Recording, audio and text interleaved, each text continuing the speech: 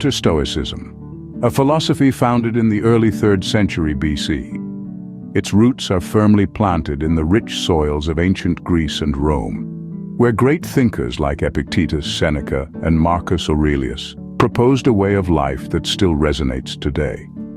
Stoicism, at its core, is simple yet profound.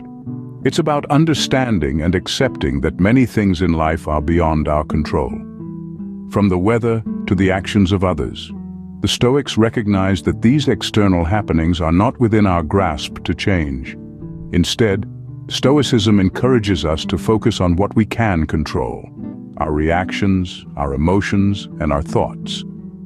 It suggests that we can choose not to be disturbed by events, but rather to accept them, learn from them, and move forward. It's about realizing that our reactions to the world around us are the true sources of our discomfort, not the events themselves. In addition to this, Stoicism places a heavy emphasis on living in the present moment. It teaches us that dwelling on the past or worrying about the future is futile, as we can't change what has happened and we can't predict what will happen. The only moment we truly have is the present, and we should strive to live it fully and mindfully. So how does this ancient philosophy help us with overthinking? Well, by reminding us that we have the power to control our thoughts and reactions, Stoicism can help us break free from the chains of over-analysis. It encourages us to accept things as they are, to focus on the present, and to let go of unhelpful rumination. Stoicism, then, offers us a way to wrestle back control from the clutches of overthinking, a way to find peace in acceptance, strength in resilience, and wisdom in the present moment. It gives us the tools to navigate the tumultuous seas of our minds, steering us toward a life of tranquility and mental fortitude. How, you might ask, can we apply Stoicism to conquer overthinking? Allow me to share some strategies. Stoicism, an ancient philosophy, offers practical and effective methods for managing the mind. One such strategy is the practice of mindfulness. Mindfulness, in the Stoic sense, is not about emptying the mind, but rather filling it with awareness of the present moment. It's about stepping back from the whirlwind of thoughts and grounding yourself in the here and now. By focusing on the current moment, we can reduce the power that past regrets and future anxieties hold over us. Next is the strategy of focusing on what can be controlled. The Stoics believed that much of our distress comes from trying to control things outside our power. They encouraged us to differentiate between what we can control, our actions, reactions, and attitudes, and what we cannot, the actions of others, the passage of time, the weather. By focusing on the former and accepting the latter, we can reduce unnecessary worry and overthinking. Then, we have the acceptance of impermanence. This is the understanding that all things, good and bad, are transient. This helps us to not get too attached to or overthink about any particular situation or outcome. It's a reminder that no matter how difficult a situation might be, it will change, as all things do. Lastly, challenge your negative thoughts with logic.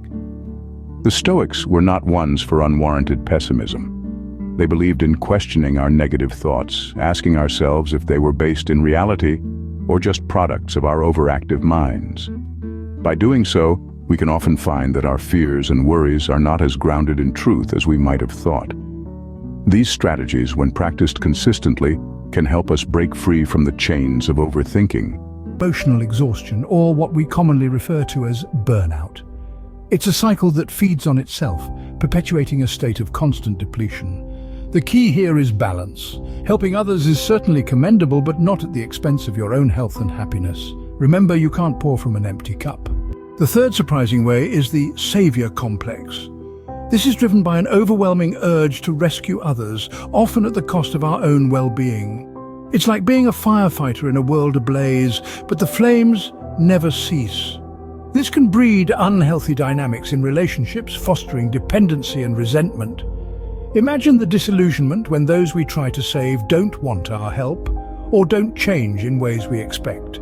It's important to remember, not everyone wants or needs to be saved. Fourthly, we have enabling harmful behavior. Picture this. In your quest to help, you inadvertently allow destructive habits to flourish. By rushing to rescue, you may prevent individuals from facing the repercussions of their actions, thus enabling their harmful behavior. This is not a mark of true assistance. Real help fosters growth and promotes responsibility. It's not about saving someone from the storm, but teaching them how to weather it. Remember, helping should not mean shielding others from reality. Fifth on our list is dependence and lack of growth. You see, when we constantly step in to assist, we may inadvertently foster a dependence. It's like always cutting the food for a child who's learning to use a knife. Yes, it's safer and quicker in the short term, but in the long term, it hinders their growth and self-reliance. They never learn to do it themselves. In the same way, excessive help can rob people of the chance to grow. Helping should empower, not cripple. Next, we have the burden of responsibility. Picture this, you're the Atlas, shouldering the world of others' troubles. It's a heavy load, isn't it? This can lead to an overwhelming amount of stress. You might feel the need to constantly solve problems that aren't even yours. It's like a never-ending maze of worry and anxiety. Remember that the line between good and bad can blur under certain conditions.